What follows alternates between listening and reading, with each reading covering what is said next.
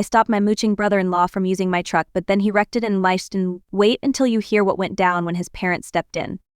Let me tell you about the nightmare that is my brother-in-law. Aaron, if I don't get this off my chest, I might just lose it. I'm Clyda, 35M, and I've been married to Edna, 33F, for 7 years. We've got a pretty good life going for us now, but Aaron, Edna's brother, has been freeloading off us for far too long, and things recently took a turn for the worse.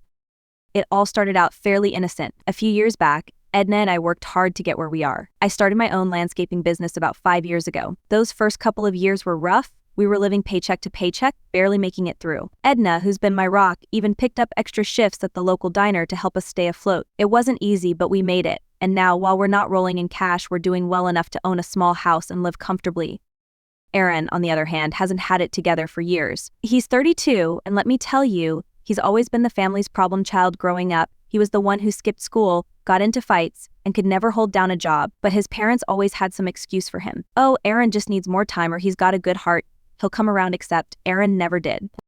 Fast forward to about a year ago, and Aaron was living in a dingy apartment with a roommate. It wasn't a great setup, but it was where he was staying until he got kicked out. According to Aaron, the roommate bailed on him, leaving him to cover all the rent, which he simply couldn't afford. Faced with losing his place, he naturally turned to Edna for help, which of course meant turning to me as well. One day, he showed up at our doorstep with nothing but a duffel bag and a familiar promise, just for a few weeks, until I can get back on my feet. Reluctantly, I agreed, figuring I could handle having him around for a short period. After all, I told myself family is family and you help them out when they're in need, right?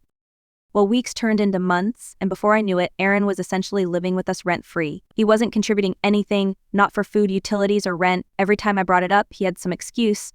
Oh, I'm between jobs, or I'm waiting for a check to come through. The guy's a master at dodging responsibility. It was starting to drive me crazy, but Edna would always step in with that pleading look. He's family, Clyde, she'd say, and I'd let it go again. Then came the car situation. About 6 months ago, Aaron's old beat-up car finally gave out. He couldn't afford to fix it, or at least that's what he said, and he asked if he could borrow my truck to look for work. Now, I've got a pickup that I use for my landscaping business, nothing fancy, but it's my workhorse. I was reluctant, but I figured fine as long as it's temporary. Big mistake. Aaron started treating my truck like his personal vehicle. He'd take it without asking and come back late at night. I'd find fast food wrappers and empty beer cans inside. He didn't bother to refill the gas, and a couple of times he left the tank nearly empty. When I confronted him, Aaron just laughed it off. What's yours is mine, right? He'd say with that annoying smirk. This went on for months, and it was putting a serious strain on my relationship with Edna. I kept telling her that Aaron was taking advantage of us, but she kept defending him. I understand her loyalty. She and Aaron lost their mom when they were kids, and Edna has always felt protective of him. But it was getting to the point where I didn't feel like our home was even our own anymore. The final straw came about 2 weeks ago. I had an important meeting with a potential client early in the morning. This was a big deal, a contract that could significantly grow my business. So I get up, go outside, and guess what? My truck isn't there. Aaron had taken it the night before without asking. I had to call an Uber, and I was seething the entire ride to the meeting. When I finally got back home later that day, the truck was still nowhere to be seen, and Aaron hadn't bothered to return it. I had to wait until almost 2 p.m. before he casually strolled in, acting as if everything was completely normal.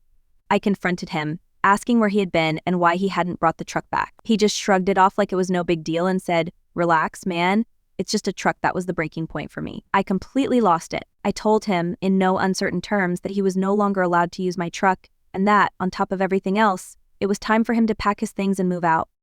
Aaron flipped out. He said I was being selfish and that family should help each other. He tried to guilt-trip me, bringing up their parents and how they always taught him and Edna to look out for each other. Edna was caught in the middle. She agreed that Aaron was taking things too far but couldn't bring herself to kick him out. She kept saying he just needed a little more time. But enough was enough. I stood my ground. After that blow-up, Aaron kept a low profile for a few days. He stopped asking to borrow my truck and even made a show of applying for jobs online. Edna was visibly relieved, hopeful that maybe this was the turning point, that he was finally taking responsibility and getting his life together. I, on the other hand, remained skeptical but tried to give him the benefit of the doubt. I'd seen this pattern before, Aaron behaving for a short while before slipping back into his old habits, but for Edna's sake, I wanted to believe things might really change this time.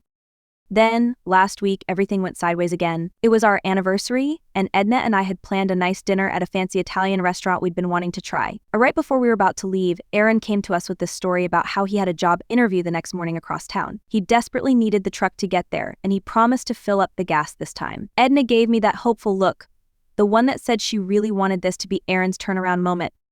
Against my better judgment, I agreed. I figured, what's one more chance? Besides, if this interview went well, maybe Aaron would finally get back on his feet. Edna was overjoyed, and for the first time in a while, we had a nice evening out. But the whole time, I couldn't shake the nagging feeling that something was going to go wrong. Sure enough, the next morning came, and Aaron was nowhere to be found. No truck, no call, nothing. Edna tried calling him, but it went straight to voicemail. I had to cancel another job because I didn't have my truck, which cost me money and strained a relationship with a longtime client. By noon, I was fuming. Finally, around 2 p.m., Aaron stumbled in hungover and reeking of alcohol. There was no job interview. He had gone out with some old buddies, gotten drunk, and left my truck parked in a random lot. Worse, when I went to pick it up, there was a massive dent in the side, and the windshield was cracked. That was the last straw. I told Aaron to pack his things and get out. No more chances, no more excuses. He tried to argue, saying I was overreacting, that it was just a minor setback, but I wasn't having any of it. Even Edna couldn't defend him this time. She was disappointed, torn between supporting her brother and standing by me. Aaron spent the rest of the day packing up his things, all the while alternating between begging us to let him stay and accusing me of tearing the family apart. He even tried to call their dad to intervene on his behalf, but by that point it was too late. I had made my decision. The next day, Aaron was gone, but the fallout wasn't over. Edna's parents showed up at our house, furious that we had kicked Aaron out. He had gone to them with some sob story about how we were treating him unfairly and they were buying it. Her dad, normally a calm guy, was red-faced with anger. He accused me of being selfish and of turning Edna against her family. That's when Edna surprised me. For the first time, she stood up to her parents. She laid everything out, the lies, the drinking, the truck, the excuses. She told them how Aaron had been freeloading off us for months, costing us money and nearly wrecking our marriage. They were shocked. Apparently, Aaron had been feeding them a completely different version of events, making himself out to be the victim. The real bombshell came when Edna's mom admitted that Aaron had a gambling problem. They had found out a few months ago but hadn't confronted him because they didn't know how to handle it. Everything started to make sense. Aaron wasn't just irresponsible, he was sinking deeper into an addiction that was ruining his life. We sat down as a family and decided that Aaron needed real help. His parents found a rehab program for gambling addiction, and they agreed to pay for it on the condition that Aaron commit to the full program. Getting him to agree wasn't easy, but after some tough love from all of us, he finally admitted that he needed help. Last week, Aaron checked into the program. As for Edna and me, we're working through it. We've started seeing a counselor to deal with the strain this has put on our marriage. It's not easy, but we're stronger now because of it. We've learned the importance of setting boundaries, even with family. I don't know what the future holds for Aaron. Rehab is just the first step, and recovery is a long road. But for the first time in a long time, I feel hopeful that maybe, just maybe, Aaron can turn his life around. For the time being, Edna and I are dedicating ourselves to rebuilding our relationship, making a conscious effort to invest our energy back into the life that we've both worked so hard to create over the years. It's clear that we still have a long journey ahead of us, but the important thing is that we're facing it together, supporting each other every step of the way. And that's what truly matters.